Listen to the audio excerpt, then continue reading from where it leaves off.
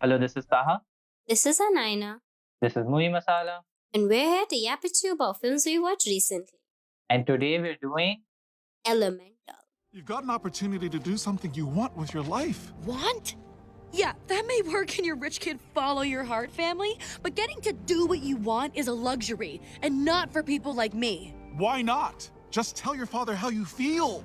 This is too important. Maybe he'll agree. Oh, Okay, so we rewatched this as Elia was coming out because this is the film that put into my head the kernel of this podcast of like, oh, I would love a podcast not done by white men because they clearly missed so much of what was happening in this film. Yep. I mean, when I first watched it, when it came out in 2023, I was immediately like, yeah, this is one of those Pixar films that is, going to be shelved away as one of the best ones. And it came after like Turning Red and Soul and things like that. And you can really tell that this is of the corpus of Pixar films that a lot of people will till date be like, oh my god, remember when Pixar used to be Pixar or Disney used to be Disney, and it's just white princesses one after the other being saved by a prince. And then in contrast have films like Elemental and Turning Red. I'm just like, no, bestie. No, the moment the film wasn't for you, you just completely shunned everything that it meant to represent. And also, I think the reason this film didn't do well is mainly, I feel, because of how bad the marketing for this film was, which made it feel like this stereotypical love story between fire and water, where it is so much more. The immigrant narratives within this film are like so much better and like so well done that honestly it is just a shame that this is how this film got represented. And you know that the marketing was the reason this film failed because this film had incredible legs. This film stayed in theaters for a long while, and even despite a very poor opening, did honestly well for where it opened because people enjoyed it. Oh, for sure. No, I think this is a very entertaining film in the sense that leave aside all of our like analytic bits or what the film is meant to be. It has a solid plot. Yeah. A solid, easy to follow plot. Not just for like adults, but for like kids as well. It's like, oh, two people meet, they are opposites, they both have a problem, they go on a mission to solve it, and then they solve it. Why it becomes interesting or why it becomes like such a good film that is a level above is because the layers of like modern day issues and problems that it touches upon, mainly immigration. And I find it really funny, especially in today's climate, that this film is like very clearly we're in New York City, right? And we are talking about racialized people, racialized, demonized, villainized people who are the immigrants, of course, which makes this film so much more relevant to today than any other film that could come out. Yeah, let's start from like this beginning very much so, and the literal opening sequence of this film, which is such a perfect encapsulation. Again, it's simple, it's been done before, but it's such a good summary of like the initial immigrant experience so many people had, specifically like older immigrants had. I love the sequence where he can't pronounce the name and just is like Bernie and Cinder. yeah, Bernie and Cinder. And it just is an immigrant. You're like, this is hilarious because it is purely your lacking, not theirs. No, for sure. It's a great condensation of some of the most relevant, poignant themes of immigrant stories into one this thing. So it's about moving away. It's about coming to a city that is not built for you, that will not adapt for you no matter how much you try. So you make your own kind of spaces. You have a dream. You come with something from your homeland that you are fiercely protective of, and you've come because you want your children to have a better life, and then those children end up having different dreams, but you're still supportive of those, and their children are much more integrated.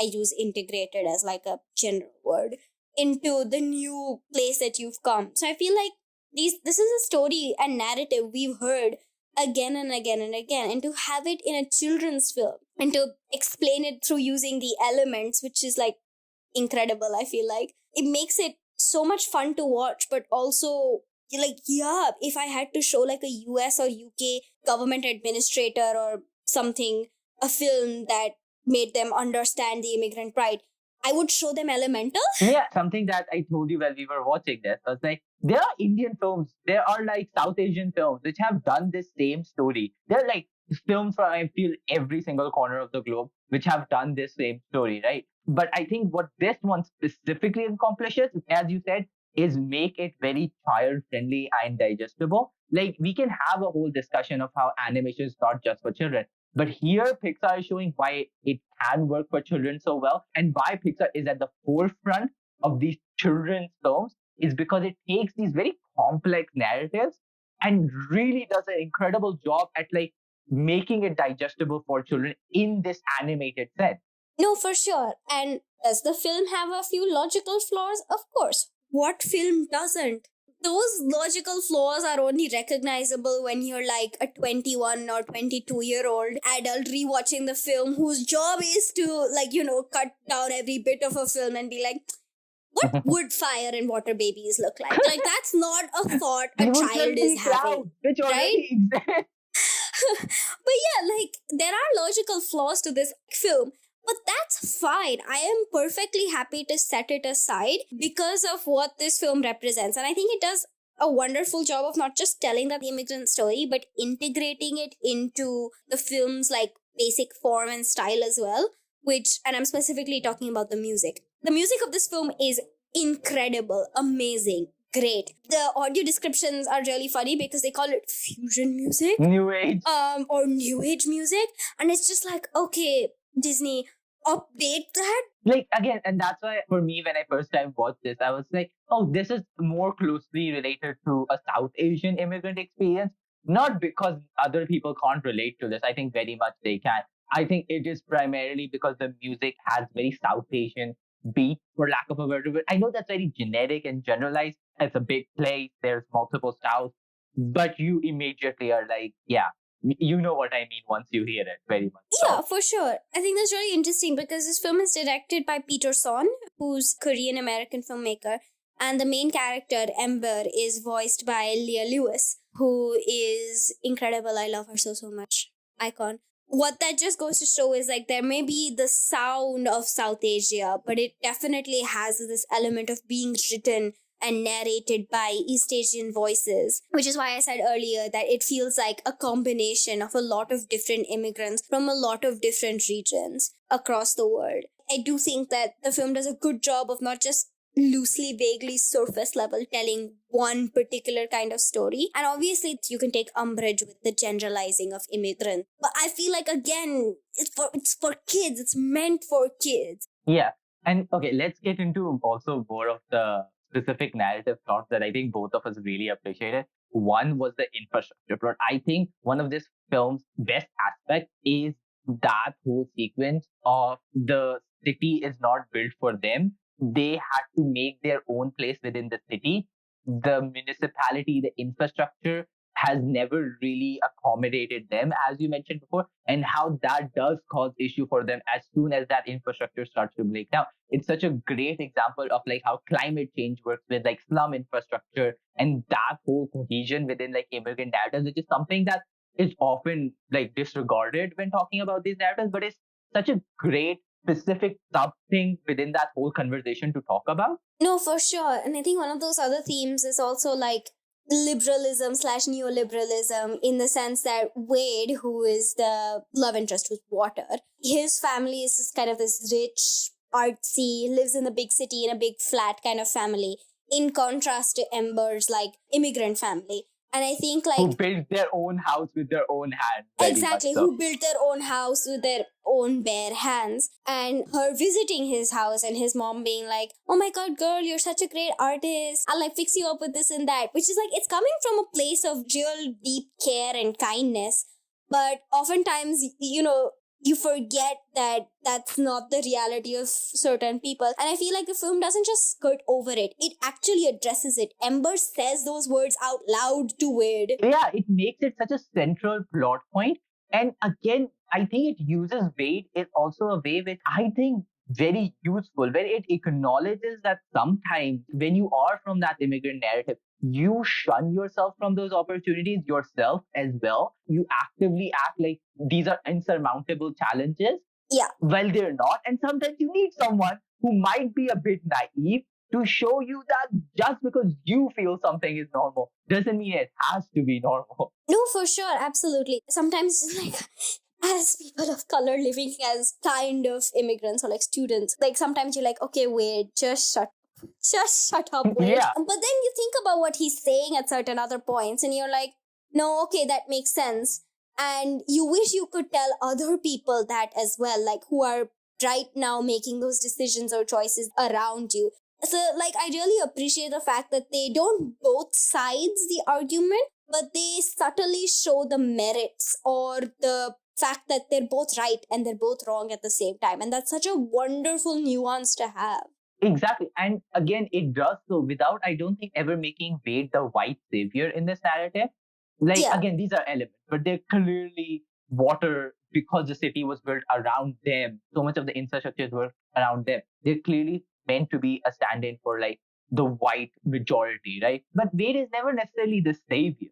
Like he is giving her opportunities, but I feel that's much more represented within the class mobility he is helping her gain rather than he instinctively knows better or something like for that. sure. And I think the ending of the film really like just pushes that through because Ember and Wade both fail. They do not manage to save Ember's dad's shop, which has been the entire point of the whole film. The shop does flood. Their community does flood. But at the end of the day, when Ember goes and tells her dad, I don't want to do this, I want to do something else, and I know this was your dream, I'm so sorry, I tried to protect it, her dad just goes, no, this was for you. And if you don't want it, then it's fine. And I was like, oh Exactly. my God, thank God. Oh my God, yes. Because it's like, Yeah. yes, you fail sometimes. No matter how hard you try to hold the world together, you can lose the reins sometimes. And things can get better. It will feel like shit, but it can get better.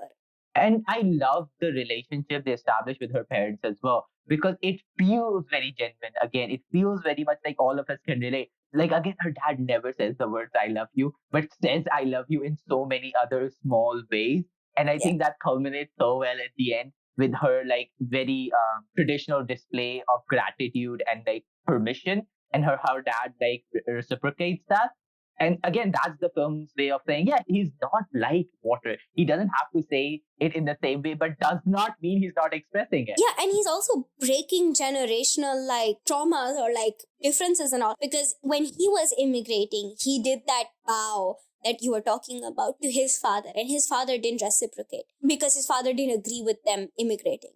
But then when his daughter does it to him, and despite the fact that he's scared for her, and despite the fact that that's not what he wanted for her, he does it back, is breaking that generational difference. I think it does a really good job of showing that there is responsibility on the parents as well. There is responsibility on the older generation as well to understand.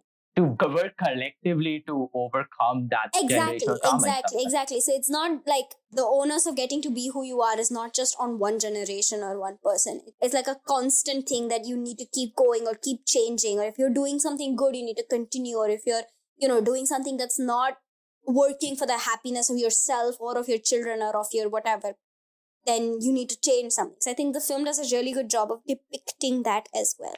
Yeah, 100%.